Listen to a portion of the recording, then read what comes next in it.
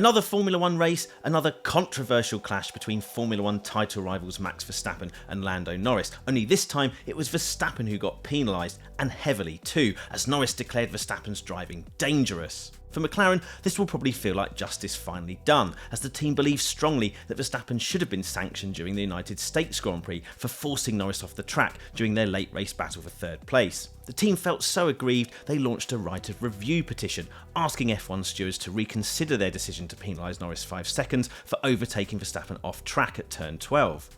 That petition ultimately failed, but it kept the issue of F1's racing guidelines and what constitutes fair driving very much in the spotlight during the Mexican Grand Prix weekend, and change is now surely coming after the drivers met with the FIA and agreed to discuss alterations to F1's racing guidelines at the Qatar Grand Prix in December. Meanwhile, Verstappen and Norris stress tested the limits of the current rules again. In Mexico, they were once again fighting over a podium place behind a dominant Ferrari, with Verstappen ahead and Norris looking to make a move. Just as at turn 12 in Austin the previous week, Norris tried to go around Verstappen's outside, this time through Mexico's turn 4 left-hander, which leads almost immediately into another tight right-hander. And just as at turn 12 in Austin the previous week, Verstappen stopped Norris coming past by braking deep, holding the inside line and leaving the McLaren no room on the exit of the corner, forcing Norris to take to the grass and shortcut the track on the inside of turn 5 to avoid a collision. Norris rejoined the track ahead of Verstappen, who then decided to dive past the McLaren into the first of the high-speed S-bends at turn 7. Verstappen ran wide, taking Norris with him and allowing Charles Leclerc's Ferrari through into second place. Verstappen and Red Bull refused the opportunity to relinquish track position to Norris, and it wasn't long before the stewards handed Verstappen two 10-second penalties, one for forcing Norris off the circuit and the other for leaving the track and gaining an advantage. It's reasonable to wonder why Verstappen was penalised so heavily in Mexico when he escaped sanction entirely in the US GP, where he also ran Norris wide at turn 1 while overtaking him for the lead after the start. With the racing guidelines in their current form, what Verstappen did in the US was technically fine. The stewards usually show more leniency on the first lap of a race anyway, and at turn 12 later in the Grand Prix, Max crucially managed to get his Red Bull's front axle back ahead of the McLaren's at the apex, which is the pivotal moment at which the current guidelines determine whether the car overtaking on the outside has earned the right to racing room or not. The way the stewards judged that move meant Verstappen had earned the right to crowd Norris at the exit, even though Verstappen left the track slightly himself, because the 2024 guidelines no longer reference the car on the inside having to remain on track while defending position. In Mexico though, Verstappen clearly crossed the line in those two incidents with Norris. At turn 4, Norris managed to get a better overlap into the corner and to the exit. He was alongside Verstappen at the apex, not behind, and held that position until Verstappen forced him wide. Verstappen's second penalty was for going off track and gaining an advantage.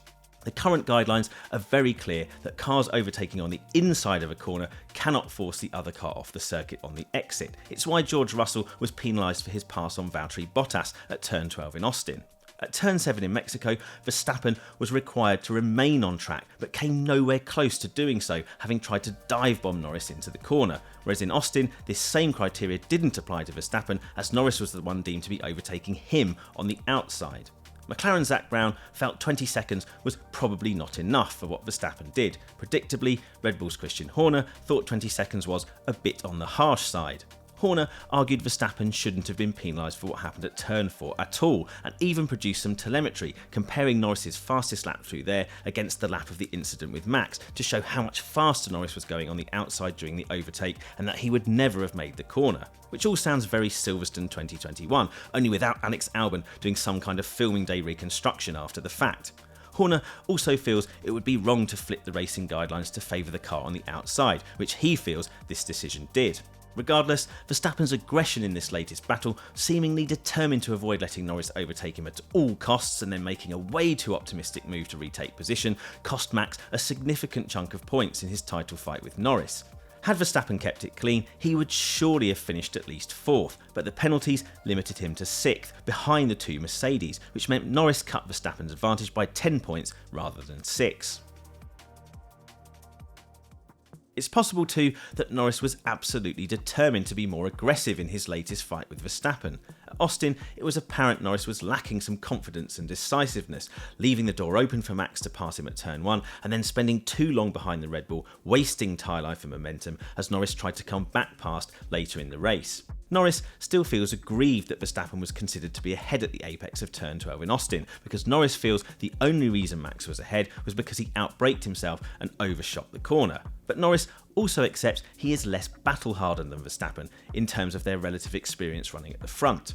Norris recognises also there's an imbalance of power between the two of them. Verstappen has a healthy championship lead, so can afford to take more risks, while Norris knows his slim championship hopes are over if he has a race-ending collision with the Red Bull, so he's been taking extra care to avoid contact whenever he's encountered Max on track. You could say the only reason there was no collision again in Mexico was because of the extra care Norris took to avoid one, but it also looked as though Norris was more decisive in his efforts to overtake.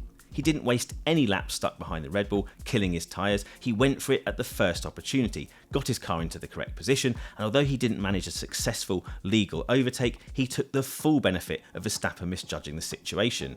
He's walking a fine line here between standing up to Verstappen's aggression but not sacrificing his own values as a racing driver. McLaren too has tried to reassure Norris that he's driving in the correct way and should be able to rely on the stewards to hand down justice after controversial incidents, rather than desperately chasing his own form of retribution. After the race, Verstappen wasn't feeling generous enough to share his true feelings on what happened. The furthest he was prepared to go was calling the Turn 4 incident a question mark. Turn 7, he said, is what it is, which I think we can take to mean as close to a fair cop as Verstappen is ever likely to admit. Of greater concern to him was the fact that Red Bull's race pace was disappointing. He said his car just had no grip and was sliding a lot, leaving him particularly vulnerable in this circuit's frequent heavy braking zones. Max clearly feels this is why Norris was able to get the jump on him at turn 4 in the first place, and so again the pressure is on Red Bull to find a solution to ongoing problems with the RB20, which has improved since its Austin floor upgrade but still lacks the ideal balance, particularly over a race stint. We've seen before, particularly in the pre-Honda days, Verstappen feel the need to be ultra aggressive when he feels the car is not good enough to compete for victory on merit. But it's also fair to say that he didn't put up anything like the same resistance when Carlos Sainz's Ferrari dive-bombed the Red Bull for the lead at turn 1. So perhaps there's also an element of indignant racing psychology at play here, and so Verstappen is prepared to race Norris harder than his other rivals until the championship is settled in his favour. How Verstappen goes about doing that may have to change before the end of the season anyway. A crunch meeting between the drivers and the FIA is planned for the penultimate round of 2024 in Qatar, where changes to the current racing guidelines are expected to be agreed. Off the back of what happened between Norris and Verstappen in Austin, there was a long discussion in Friday's drivers' briefing in Mexico, and many drivers during the course of that weekend expressed their displeasure with the guidelines as they're written now. There are basically two key areas that need clearing up. One is cleaning up the rules on what the defending driver can do. The FIA doesn't think Max Verstappen is exploiting a loophole, but he has highlighted something that might be missing from the guidelines. That's the stipulation that was present in the 2022 version of the guidelines, but not in the 2024 edition, that the defending car, Verstappen in the case of Austin and Mexico, needs to stay within the limits of the track. It does currently exist within the guidelines as part of the general guidance against going off track and gaining an advantage, but the reference to it shouldn't have been removed from the overtaking on the outside guidelines issued for 2024. Regardless, there's a feeling from some in the paddock that handing both Verstappen and Norris 10-second penalties in Austin would have been a more elegant solution. That would have at least meant some action against Verstappen for leaving the track and forcing another car off. Within that change is also a push to tighten up other vague points of the guidelines for the defending car, like car positioning at the apex and how to define overtaking on the inside and outside of the corner.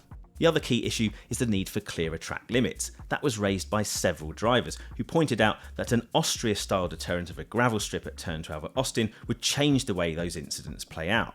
So there's a lot to unpick between now and Qatar. Should hard track limits be placed at more circuits to deter overly aggressive racing? Should the guidelines be relaxed to stop what Yuki Tsunoda called F1 drivers driving like machines? Or should there in fact be stricter guidelines to prevent the kind of defence Max Verstappen successfully employed at Austin but judged incorrectly in Mexico?